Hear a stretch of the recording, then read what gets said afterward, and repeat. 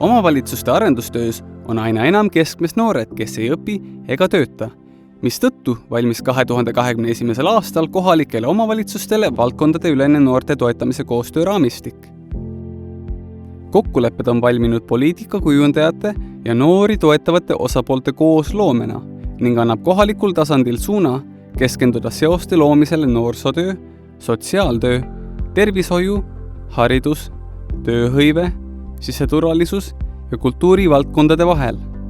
Kokkulepped täpsustavad noorte toetamisega seotud termineid, noorte olemust ja erisusi, võimalikke lahendusvajadusi, koostöö ja toetamise erinevaid etappe ja põhimõtteid, valdkondade ülese koostöövõrgustiku vajadust, spetsialistide tööülesandeid.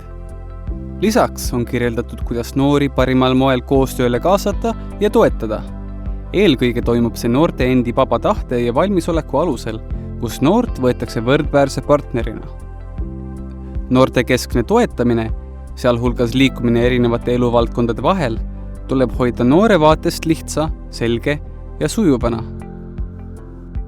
Sihtgrupi toetamiseks on vajalik valdkondade ülene võrgustiku töö, mis sisaldab ühiselt kitsaskohtade kaardistamist, analüüsimist ja kirjeldamist, võimalike lahenduste leidmist, olemasolevate ressursside jagamist, strateegilist kommunikatsiooni ja juhtumipõhist aktiviseerumist. Võrgustikutöö saab toimida nii asutuste, omavalitsuse, piirkonna, maakonna kui ka riiklikul tasandil.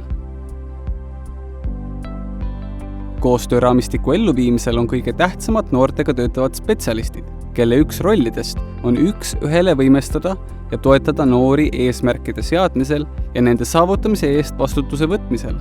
Selleks tuleb nooreni jõuda, luua usalduslik kontakt ja selgitada probleemid ning aidata leida lahendusi ka uute vajaduste ilmnemisel peale esialgse koostöö lõppu. Lisaks on omavalitsuse jaoks oluline panustada ennetusse laiemalt, et pikemas plaanis neetriskis ja olukorras noorte arvu vähendada.